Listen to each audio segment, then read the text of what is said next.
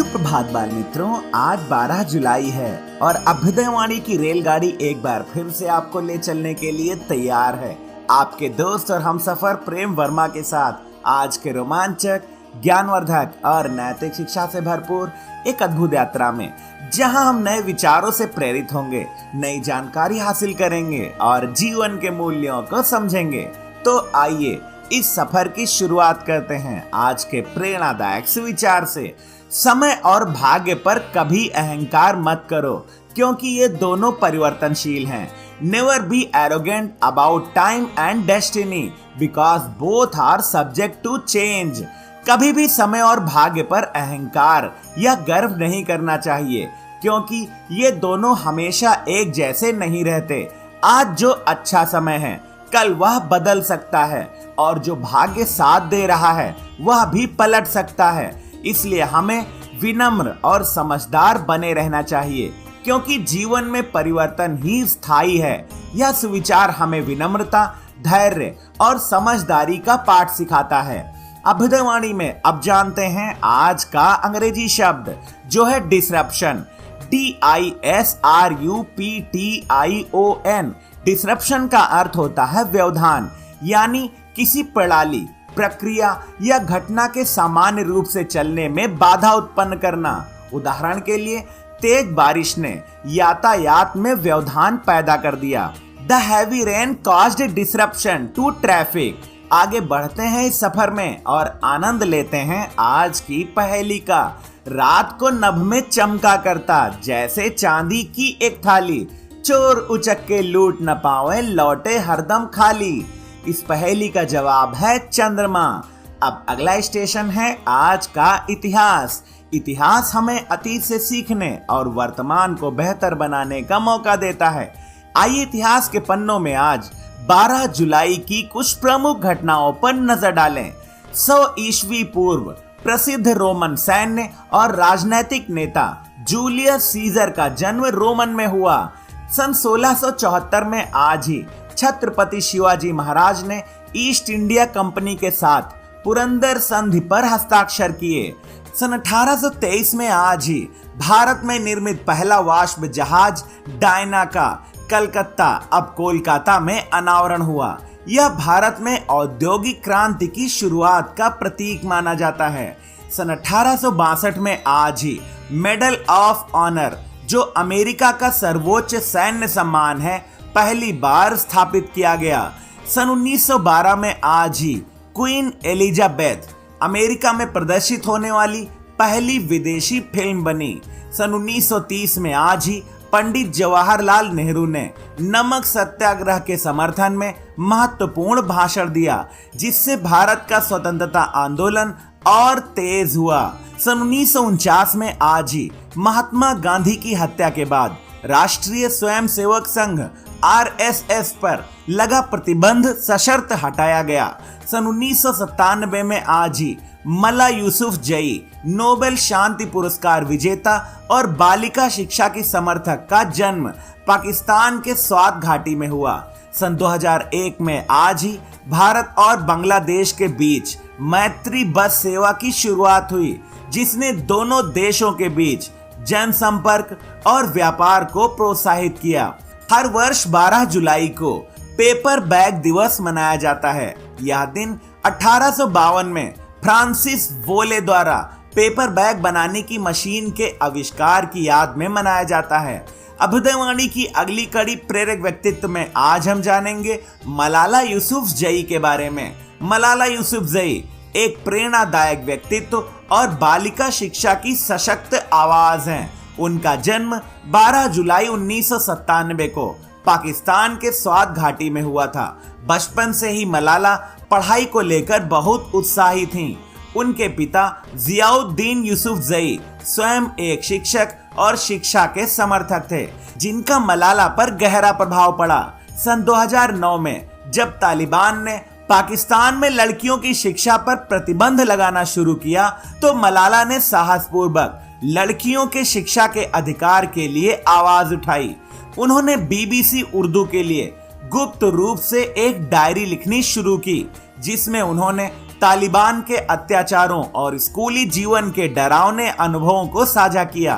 9 अक्टूबर 2012 को तालिबान ने मलाला को एक स्कूल बस में गोली मार दी, जिससे वह गंभीर रूप से घायल हो गईं। लेकिन उनकी हिम्मत और संघर्ष की भावना ने उन्हें मौत से जीत दिलाई। इलाज के बाद वह इंग्लैंड चली गईं और वहीं से उन्होंने अपने मिशन को और व्यापक रूप दिया। मलाला ने शिक्षा के प्रचार प्रसार के लिए मलाला फंड की स्थापना की, जो दुनिया भर की लड़कियों को स्कूल और शिक्षा से जोड़ने का काम करता है। वर्ष 2014 में उन्हें नोबेल शांति पुरस्कार से सम्मानित किया गया। वह यह पुरस्कार पाने वाली सबसे युवा व्यक्ति बनी। आज मलाला पूरी दुनिया में महिलाओं और बच्चों के अधिकारों, शांति और समानता की प्रतीक बन चुकी हैं। उनका जीवन यह सिखाता है कि एक अकेली आवाज भी दुनिया बदल सकती है, बशर्ते उसमें साहस, सच्चाई और दृढ़ संकल्प हो। अभ्युदयवाणी के दैनिक विशेष में अब हम जानेंगे 12 जुलाई को मनाए जाने वाले पेपर बैग दिवस के बारे में। 12 जुलाई को हर साल पेपर बैग दिवस यानी पेपर बैग डे मनाया जाता है। इस दिन को मनाने का उद्देश्य लोगों को प्लास्टिक के उपयोग से होने वाले नुकसान के बारे में जागरूकता फैलाना और उन्हें कागज के थैलों के उपयोग के लिए प्रेरित करना है। यह दिन हमें याद दिलाता है कि कैसे हम छोटे छोटे कदमों से पर्यावरण की रक्षा कर सकते हैं। पेपर बैग दिवस को मनाने की प्रेरणा सन 1852 में फ्रांसिस वोले द्वारा पेपर बैग बनाने की मशीन के आविष्कार से जुड़ी है। यह आविष्कार पर्यावरण के अनुकूल और पुनः उपयोग योग्य विकल्प को बढ़ावा देने की दिशा में एक महत्वपूर्ण कदम था। आज प्लास्टिक से होने वाला प्रदूषण पूरी दुनिया के लिए एक गंभीर समस्या बन चुका है। प्लास्टिक सैकड़ों वर्षों तक नष्ट नहीं होता और यह जमीन, जल और समुद्री जीवन को भारी नुकसान पहुंचाता है। इसके विपरीत पेपर बैग पूरी तरह से प्राकृतिक और बायोडिग्रेडेबल होते हैं, जो पर्यावरण को हानि नहीं पहुंचाते। पेपर बैग दिवस का मुख्य उद्देश्य लोगों को यह समझाना है कि अगर हम प्लास्टिक की जगह कागज या कपड़े के बैग का इस्तेमाल करें तो हम धरती को प्रदूषण से बचा सकते हैं और आने वाली पीढ़ियों के लिए एक स्वच्छ भविष्य बना सकते हैं।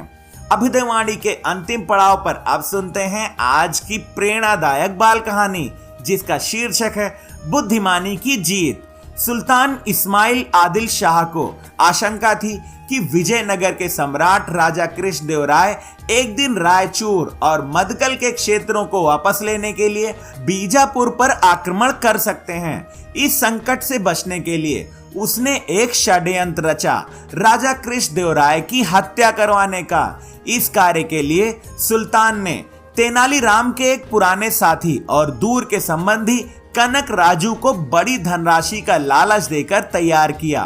कनक राजू ने तेनालीराम से मित्रता का बहाना किया और उसके घर आकर ठहर गया। तेनालीराम ने उसे सच्चे मित्र की तरह अपनाया और आदर सत्कार किया। एक दिन तेनालीराम जब कहीं बाहर गया हुआ था, तब कनक राजू ने राजा को तेनालीराम के नाम से एक झूठा संदेश भेजा। महाराज, कृपया अभी मेरे घर पधारें। मैं आपको एक ऐसी अनोखी वस्तु दिखाऊंगा जो आपने पहले कभी न देखी हो। राजा कृष्णदेवराय तेनालीराम पर विश्वास करते हुए बिना किसी अंगरक्षक के उसके घर पहुंच गए। जैसे ही वे भीतर आए, कनक राजू ने छिपे हुए छुरे से वार करने का प्रयास किया, लेकिन राजा सतर्क थे। उन्होंने उसकी कलाई कसकर पकड़ ली। उसी बीच पीछे से आए अंगरक्षकों ने कनक राजू को पकड़ लिया और वहीं मार डाला। हालांकि तेनालीराम निर्दोष था, पर राज्य के नियम स्पष्ट थे। राजा पर हमले के दोषी को शरण देने वाले को भी मृत्यु दंड दिया जाता था। तेनालीराम को यह दंड सुनाया गया। उसने हाथ जोड़कर राजा से दया की प्रार्थना की। राजा ने कहा, मैं कानून से ऊपर नहीं हूं तेनालीराम, फिर भी मैं तुम्हें यह अधिकार देता हूं कि तुम अपनी मृत्यु का तरीका स्वयं चुन लो। तेनालीराम ने बड़ी विनम्रता से उत्तर दिया, महाराज, यदि अनुमति हो तो मैं बुढ़ापे में मरने की मृत्यु चाहता हूँ। सभी दरबारी हतप्रभ रह गए। राजा कुछ क्षण सोचते रहे, फिर हंसते हुए बोले, तेनालीराम, तुम एक बार फिर अपनी चतुराई से मृत्यु को मात दे गए। तुम्हें क्षमा किया जाता है, लेकिन याद रखो, हर बार चालाकी तुम्हें बचा नहीं सकती। इस घटना ने तेनालीराम को गहराई से झकझोर दिया। कनकराजू का यह विश्वासघात उसे हमेशा याद रहा। उसने संकल्प लिया कि आगे से वह किसी पर आंख मूंद कर विश्वास नहीं करेगा, चाहे वह कितना भी करीबी क्यों न हो। आज की अभ्युदयवाणी का सफर बस यहीं तक था। कल सुबह फिर मिलेंगे एक नई ऊर्जा के साथ, रोमांचक, ज्ञानवर्धक और नैतिक शिक्षा से भरपूर एक रोचक सफर में। आपका दिन शुभ हो। जय हिंद, जय भारत।